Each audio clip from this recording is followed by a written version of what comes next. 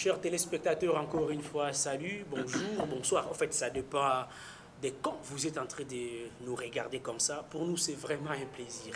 Un plaisir parce qu'on va parler des choses tellement pertinentes ici, des choses pertinentes, bien sûr, j'y arrive. On va parler des choses pertinentes ici dans cette émission. Je prépare tout et chacun vraiment d'être beaucoup plus attentif. Il faut vraiment écouter tout ce qui va se dire. Et aujourd'hui, dans cette émission, c'est pas d'habituel. Ceux qui ont suivi nos précédentes émissions, c'était pas comme l'émission d'aujourd'hui. Parce qu'aujourd'hui, on va parler, je ne sais pas comment vous situez, si on va parler des choses sociales ou soit politiques, mais on sera plus chroniqueur social, où il faut le dire. Mais pour cette raison, je vais recevoir pour vous un écrivain. Ah voilà, on va parler donc de la littérature, mais on va aborder des sujets tellement importants, comme je disais. Et je vais moi-même lire la personne, je vais vous présenter la personne que nous allons recevoir dans cette émission. Eh bien, il a écrit plusieurs livres, et c'est d'abord un jeune de la province de l'Ituri. Vous connaissez très bien. Si vous voyez la carte de la RDC, la province de l'Ituri, c'est à la partie nord-est de ces pays. Et c'est l'une des parties que tout le monde voit comme si ici on tue les gens, il n'y a pas vraiment une vie, les gens ne sont pas en train de circuler. Non, non, écoutez, il y a une vie ici. Et pour cette raison, lui, comme beaucoup d'autres écrivains du monde, lui, il est d'ici, et en ville de Bouna-Chouflé de cette province, il a écrit ça. Ce n'est pas encore sur le marché des disques. Si jamais vous visualisez notre émission d'aujourd'hui avant les 27, là au moins c'est pas encore sur le marché. Mais si vous voyez ces livres après le 27 juillet 2024, rassurez-vous que c'est à retrouver un peu partout. On va parler avec lui. Alors je vais lire avec moi Isengeki Ushindi. C'est un conférencier, un motivateur. Au-delà de ça, c'est aussi un entrepreneur, un coach à leadership et également en croissance personnelle. Auteur des livres sur le leadership, comme je disais, et aujourd'hui, il va ajouter lui-même des présentations. Kyushindi vient d'écrire « Nous avons un pays à sauver ». Je disais, c'est une question tellement importante. Kyushindi, on se serre la main? Ah, merci. Il est souriant. Merci. Je vous ai présenté un peu. Il y a autre chose à ajouter sur votre présentation. Vous êtes un coach en leadership, en développement personnel. Vous êtes écrivain. Vous avez déjà écrit beaucoup de livres. Hein. Moi, j'ai lu au moins 3 livres. Ça pourra être un quatrième livre. J'ai lu Le pouvoir d'une femme peut changer le monde, champion de naissance, révolutionner la révolution au Congo. Et on va lire également Nous avons un pays à sauver. Par rapport à cette présentation, vous avez autre chose à ajouter parce que là, bientôt, on va entrer dans le vif du sujet. Avant ces 3 livres que vous avez lus, il y a un autre que j'ai publié quand j'étais encore étudiant, La science confirme la Bible. La science confirme la Bible. Bon, les amis, si vous avez le temps, contactez-nous. On va vous montrer où trouver ça. Mais ce qui nous intéresse aujourd'hui, nous avons un pays à sauver. Est-ce qu'il voulait dire, bien sûr, les pays? C'est les pays, les continents ou le monde? Bien, comme vous pouvez le voir, comme vous pouvez voir sur la couverture, c'est la géographie du Congo, c'est la carte du Congo qui est décrite là-bas. Donc c'est un livre qui est plus adressé à la jeunesse congolaise en particulier, mais à la population congolaise en général. Donc ces pays qu'on a à sauver là, c'est les Congos. Et ces pays, moi je me dis apparemment vous êtes parti de beaucoup de constants. Je ne sais pas, vous êtes révolutionnaire ou comment? Dites-nous, vous êtes révolutionnaire ou quoi? Parce que quelque chose ne marche pas et vous voulez assez que ça marche. C'est quoi le truc? Déjà, ça dépend de la conception qu'on a du mot. Révolutionnaire, ça veut dire quoi? Parce qu'effectivement, je pense qu'il y a une chose qui manque. Dedans, je parlais de la récente sortie de ces jeunes de MPR qui ont parlé de ninitosalité. Ah, vous avez parlé de ces chansons dans ces livres? Ouais. Waouh. Et la question à ninitosalité, c'est il y a une chose qui manque. Une chose la plus importante, c'est la révolution. On a réellement besoin d'une révolution dans ces pays. Et c'est la seule chose qui manque encore. Comme ils ont décrit dans leur chanson, tout ce qu'ils ont fait est bien. Mais ça ne peut pas apporter de fruits s'il n'y a pas une révolution. Et c'est ça qui manque. Et donc pour vous, les pays que nous avons sauvés, c'est les Congo? Ouais, exactement. Et maintenant, nous avons un pays à sauver, bien sûr. Votre livre est publié samedi, qui sera publié le 27 juillet, c'est ça? En fait, les livres, comme vous le voyez, il est déjà disponible, il est déjà publié. Mais le samedi 27, ça sera plus, on parle de baptême du livre, Vernissage. Le vernissage. vernissage du livre. Ouais. Ces jours-là, c'est le jour où le livre entre officiellement sur le marché. C'est le jour où le livre il est baptisé, comme on le dit. On aime bien parler de baptême des livres. Donc, Ouais. le baptême fait de vous un nouveau chrétien. Donc, ce livre entre dans la communauté littéraire. C'est le jour où il est accueilli par la communauté des autres écrivains.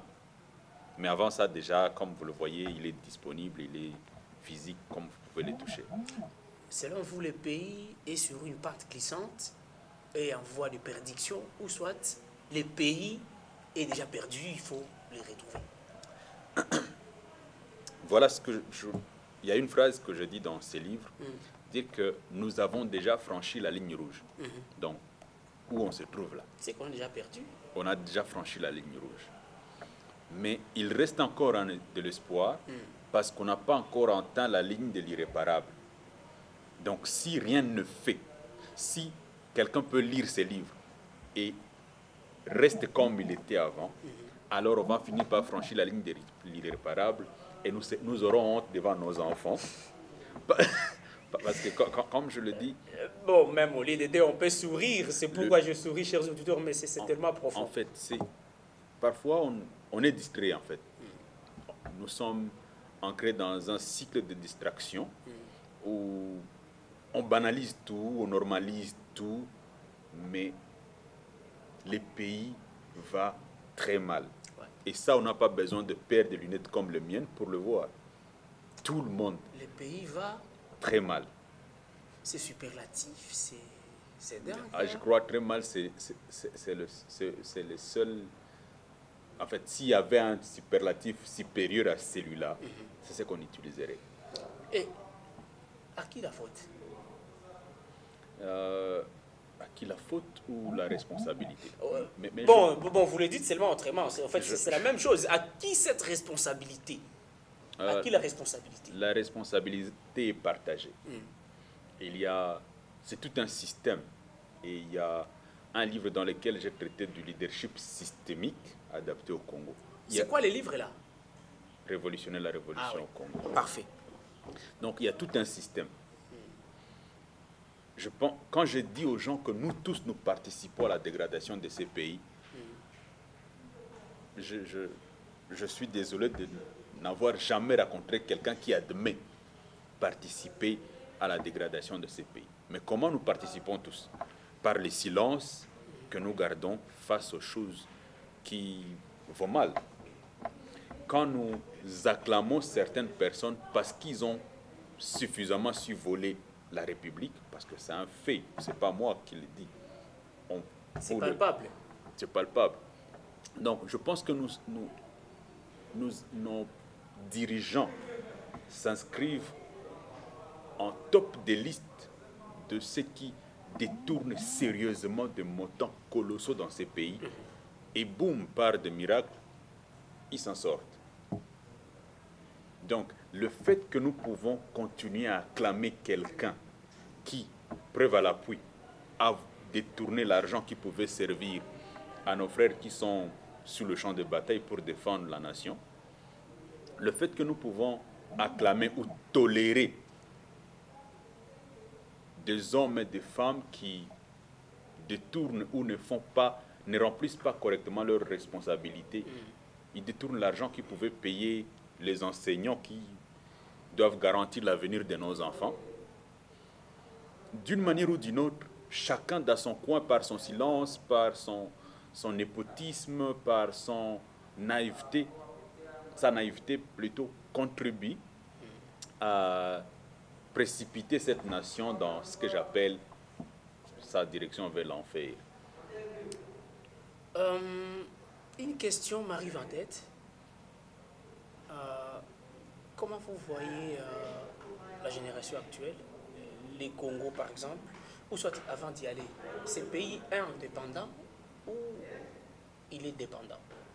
Ces pays qui nous envoient sauver. Je veux revenir à ce que je vous ai dit au départ, c'est qu'il y a une bonne partie de La réponse dépend de votre perception du mot et de votre compréhension. L'indépendance par rapport à quoi? Par rapport à qui? Parce que déjà, nous attendons, et nos politiciens de l'opposition comme de la majorité, dire nous appelons la communauté internationale de nous appuyer, de nous soutenir, nous le prenons à témoin quand il y a un problème entre nous frères, on prend quelqu'un de l'extérieur. Pourtant, jamais je n'ai entendu quelqu'un m'appeler pour dire voilà, Trump s'est fait agresser aux États-Unis, on a besoin de la communauté internationale et que le Congo vienne intervenir. Donc, la question est-ce que le pays est indépendant ou pas, je crois que je n'aimerais pas m'inscrire dans ces débats. Mais est-ce que nous sommes fiers de l'état des choses maintenant? Ça, c'est la question que j'aimerais me poser à moi et à tous les autres compatriotes. Est-ce que nous sommes satisfaits de l'état des choses dans notre pays? Indépendant ou pas, ça, ce sont les détails. Ça s'appelle Face aux questions, l'émission que vous suivez. Kiu Shindi, comme je disais, un jeune entrepreneur, un coach à leadership, en motivation ou à développement personnel, comme vous le voulez, et face aux questions, et est en train de répondre à nos quelques questions. Tout ce qu'il est en train de dire, c'est par rapport à ce livre qui a attiré tellement nos attentions. Ce livre n'a pas encore fait beaucoup de temps sur le marché. Si jamais vous suivez cette émission à temps réel, par exemple, et aujourd'hui, il est en train d'attirer notre attention parce qu'il a dit, nous avons un pays à sauver, bien entendu. Nous avons un pays à sauver. Et ces livres n'est pas n'importe lesquels. Et moi, je suis d'accord avec ces livres. Les amis, je ne fais pas la publicité ou le marketing de ces livres. On a toujours dit, l'eau n'a pas besoin d'être vendue aux enchères parce que qu'on le veuille ou pas, on va boire. Avant même cette émission, je disais à mon invité que j'aurais bien souhaité, moi, Zachary Asimoni, qu'on supprime même ces ouvrages qui sont venus tromper des gens. Il me disait non, il faut peut-être qu'on propose d'autres solutions pour contredire la proposition donnée par quelqu'un. C'est pourquoi moi je suis d'accord avec ces livres parce que c'est produit chez nous et je suis d'accord avec. Si vous en avez également besoin, contactez-nous comme je disais, vous allez tomber sur ça et vous allez lire, mais attention, c'est pas gratuit. Comment vous voyez la RDC dans les 5 prochaines années ou 10 prochaines années? J'aimerais bien voir ce pays dans le bon côté. J'aimerais imaginer un pays. Je vais parler de ce que je rêve de ce pays, je crois dans les dernières pages. Mais tout va dépendre de si oui ou non nous allons prendre au sérieux. Je peux? Ouais. Tout dépend de si oui ou non nous allons nous appliquer. J'ai eu un rêve. Ok. Mais ça, c'est une pensée de Martin Luther King. C'était pas pour bouleverser ce que vous disiez. Je l'ai dit comme Martin Luther King. La première phrase, c'est comme Martin Luther King. Ah ouais. Mais adapté à notre contexte. Vous avez rêvé un Congo. Parlons-en. C'est tout un texte, les amis. Vous voyez, si je me mettais à lire ça, ça va nous prendre beaucoup de temps. Mais je pense que Kiu Shindi, vous pouvez nous aider à résumer ça. Je reviens à la question de ce que je vois du Congo. Pendant les 5 ou 10 prochaines années. Peu importe le temps que ça prendra. Mais je suis convaincu que notre génération ici est la génération la plus déterminante que ce pays puisse avoir. Si nous ne faisons rien, alors dans les 5 prochaines années, dans les 10 prochaines années, on pourra déjà franchir la ligne de l'irréparable et nous n'aurons que nos yeux pour pleurer et l'histoire pour raconter un pays qui a disparu. Mais si cette génération se prend au sérieux, je ne veux pas demander aux gens d'entrer dans la rue, non. Mais j'ai proposé des modèles de révolution. Il y a quelque chose, si cette génération prend action, alors on peut, ne fût-ce que stopper notre avancée vers l'enfer et faire marche arrière pour trouver le bon chemin. Et maintenant, y a-t-il des causes et des pistes de solutions face aux problèmes du pays qu'on doit sauver, bien sûr, les Congos? Il y a beaucoup de problèmes. Il y a l'insécurité à l'est de la RDC, il y a patati patata, tous ces problèmes. Y a-t-il des causes que vous, personnellement, vous avez essayé un peu de détecter et, du coup, proposer des pistes de solutions?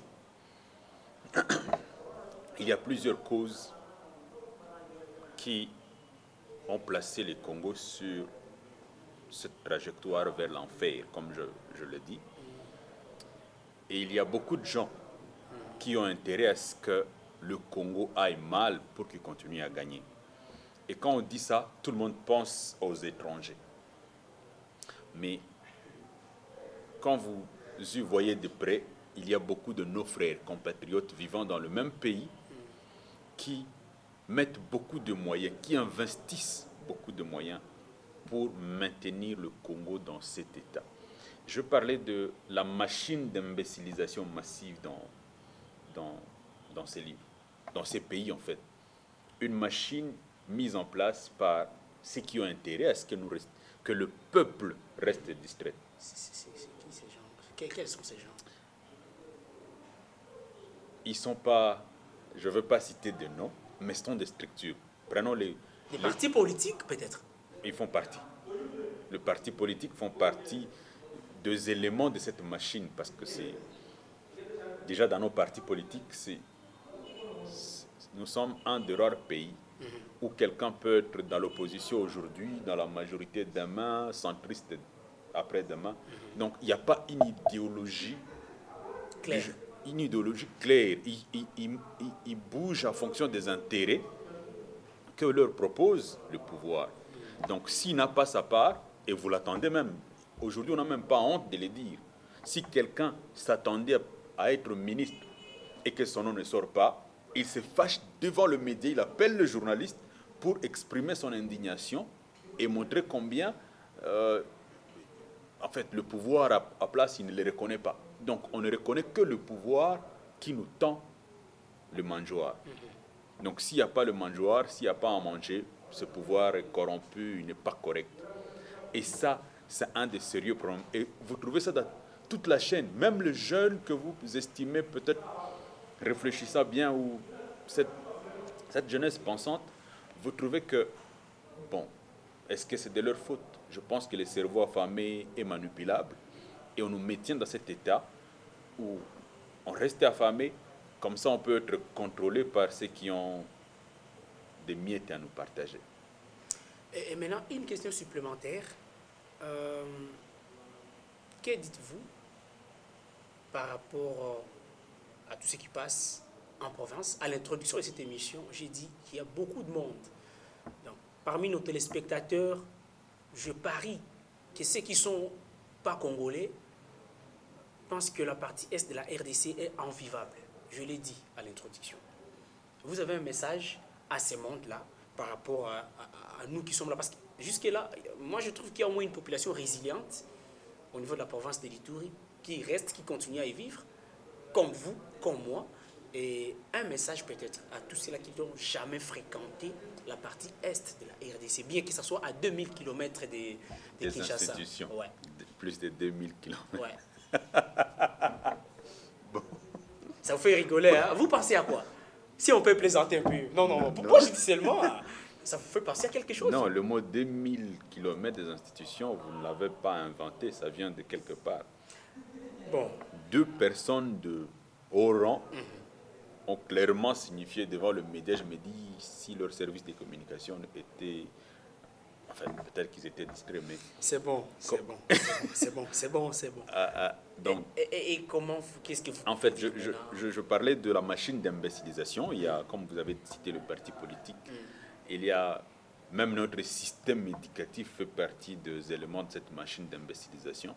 Parce que déjà dès le départ, on devait former l'homme congolais à savoir réciter. Et notre système d'éducation est basé sur la capacité de retenir le date. D'ailleurs, Innocent Balou m'en a parlé lors de sa récente sortie médiatique en Europe. Notre capacité de retenir des dates et des noms de personnes qu'on ne verra jamais, pas plutôt que de tester l'intelligence qui devrait être la capacité d'adapter ses connaissances aux nouvelles réalités.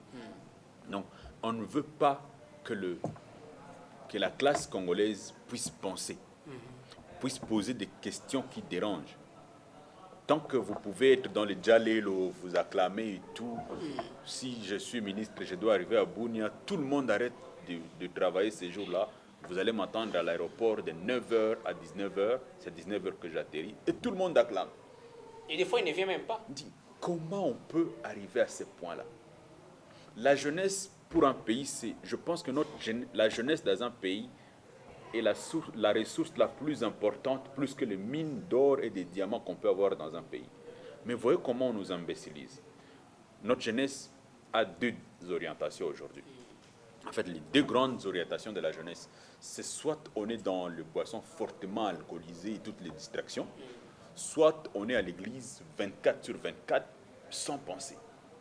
Même dans une église où le pasteur, en plus d'être pasteur, il a un boulot, il y a des jeunes dans l'église qui pensent que non, pour servir Dieu, il faut être toute la journée à l'église. Quand est-ce qu'on va chercher? Donc, je pense que, comme je dis, il y a l'église, il y a notre système éducatif, les médias, excusez-moi de lancer cette pique aux médias, mais le programme qu'on nous présente dans nos médias, déjà, le programme à travers lequel on peut discuter comme ça, penser et se dire de nous aider à penser autrement, de tels programmes s'avèrent de plus en plus rares dans nos médias aujourd'hui. Oui. Donc, il faut de la musique, des comédies et toutes sortes de distractions. Et voilà, la journée passe, on oublie nos problèmes. Le pays est en train de partir. Le pays est en train de sombrer dans... En fait, on accélère vers l'enfer. Et parce qu'on est distrait par nos boissons fortement alcoolisées, que le pays producteur ne sont pas autorisés à prendre. Ouais. Vous avez lu... On écrit en anglais. Only for export. Ouais. Juste pour l'exportation. Et aujourd'hui, il y a même des bouteilles sur lesquelles on lit Only for export to DRC. Donc, ce n'est pas seulement Only for export pour tout le pays, mais seulement pour le Congo. Comment vous trouvez ça, vous personnellement? Non, ça c'est pour vous dire que déjà ça passe par les services pour que ça arrive pour que nous en ayons accès. Ça passe par des services accrédités par l'État.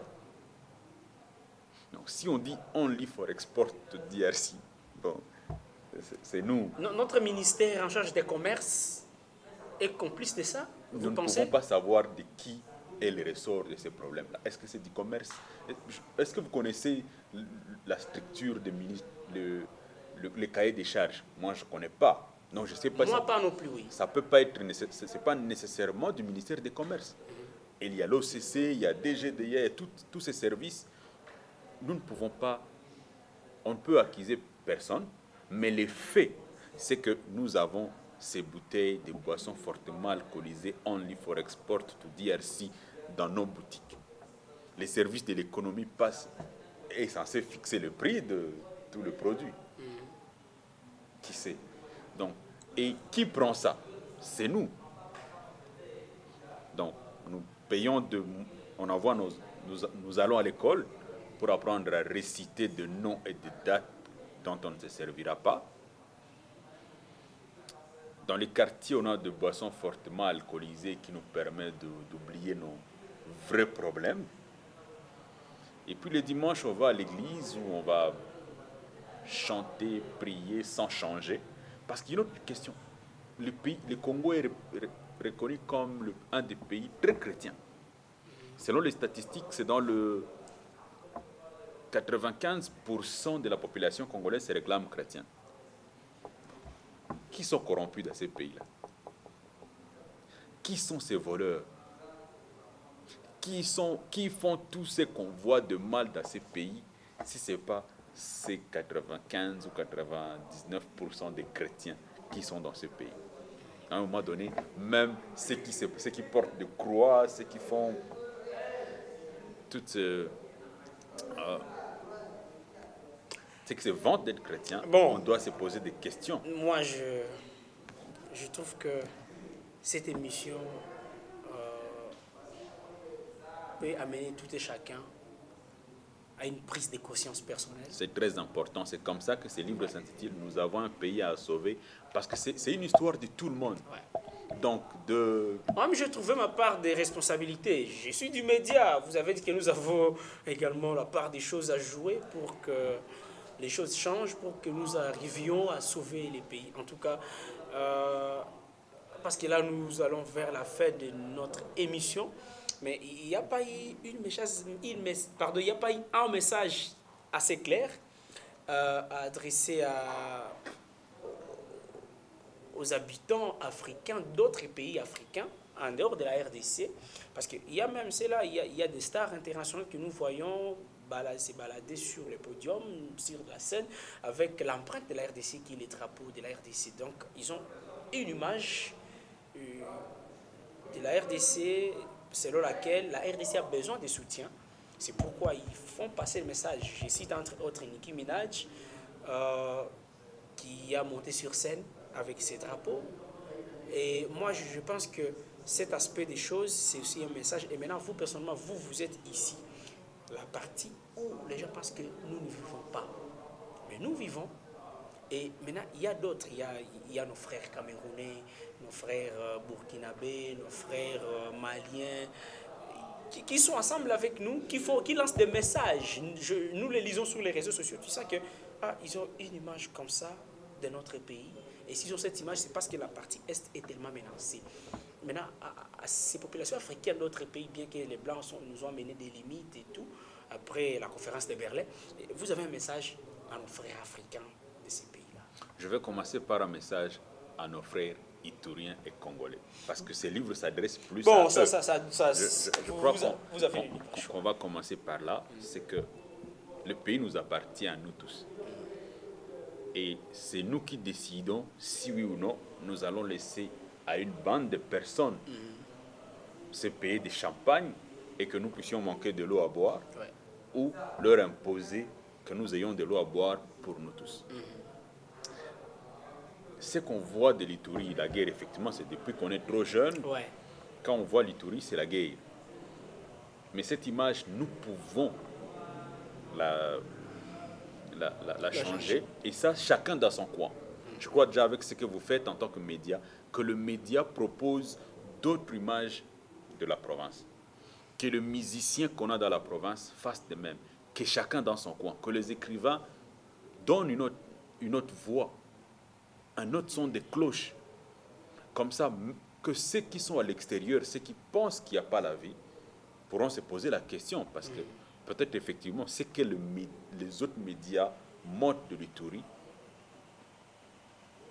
Ils prennent des décisions. L'image qu'ils ont dépend des informations disponibles à leur possession. Ces informations positives ou négatives dépendra de quelle image nous allons leur envoyer. Donc le plus grand de travail, c'est nous ici. Que le journaliste, que le musicien, que le caméraman, que tout le monde dans son coin, dans sa parcelle d'influence, montre le côté positif. Tout en dénonçant ce qui se fait de mal. Mais on ne devrait pas mettre l'accent seulement sur ce qui s'est fait de mal. Il y a aussi des bonnes choses qu'on peut montrer. Donc, au lieu de lancer un message à ceux qui sont à l'extérieur, j'appelle plutôt à nos frères, congolais comme ituriens, que chacun trouve ce qu'il y a de bon et qu'on le partage. Parce que à chaque fois que nous parlons de mal de chez nous, c'est nous qu'on voit comme des gens qui sont malpropres. Donc, c'est notre responsabilité. C'est bon. M. Kiushindi, parce que nous sommes pratiquement à la fin de notre émission, je suis en train de clôturer un message aux autorités congolaises, à commencer par le président de la République, son gouvernement, et tout le monde qui est appelé agent de l'État. Donc à toutes ces personnes-là, à commencer par le président jusqu'au... En Swahili, chez nous, on les appelle les Nyumbakumi, c'est-à-dire les chefs d'avenir. Donc toutes ces personnes-là. Je crois que ce que je veux leur demander, c'est bonne lecture de ces livres. Parce que ces livres, au-delà d'être le couteau à double tranchant, je pense m'être livré à cœur ouvert dans ces livres. Un plaisir pour nous, chers téléspectateurs. Vous avez été des milliers en train de nous regarder, en train de nous suivre. Je vous invite de nous donner ce que vous pensez sur les Congos. L'auteur de ces livres, Kiushindi, qui est notre invité aujourd'hui, vient de dire « Nous avons un pays à sauver ». Et par rapport à ça, dites-nous également ce que vous pensez, bien sûr, dans les commentaires. À partir de vos commentaires, ça nous permettra de voir quel sujet encore nous allons devoir aborder dans nos prochaines émissions. Et peut-être que vos commentaires nous amèneront également de l'inviter une deuxième, une troisième fois, s'il le faudra bien sûr. Et également, je vous demande de nous suivre sur nos réseaux sociaux, Ituri One TV. Donc, Ituri One TV, c'est nous, nous sommes à province de l'Ituri. Dans ça, il y a au moins un héros dans l'ombre. Comme vous pouvez voir un artiste musicien chanter Deva, rassurez-vous qu'il y a des guitaristes, des pianistes qui ont travaillé sur tout. Je salue en passant Augustin Beoka, c'est lui qui s'occupe de tout ce que vous voyez là. Bien que vous êtes en train de nous suivre, nous. En tout cas, c'est lui l'héros dans l'ombre pour que cette émission se passe telle que vous la suivez là-bas. Et si jamais vous avez besoin de nous, vous avez besoin d'être notre invité, contactez-nous. Il y a nos adresses, nos coordonnées également dans la description de la vidéo. Monsieur Kiushindi, merci parce que vous avez répondu à nos questions au-delà même de ce que nous on attendait. Et je pense que c'était édifiante. Toutes vos réponses étaient tellement édifiantes. Moi, je disais, je suis quelqu'un de média. J'ai eu ma part des choses, ma part d'interpellation de votre part, mais je pense que en lisant ces livres, je vais encore beaucoup plus me retrouver, mais je pense que je ne vais pas pleurer. Je vous remercie et je pense que vous n'allez pas pleurer. Mais si vous pleurez, tant mieux.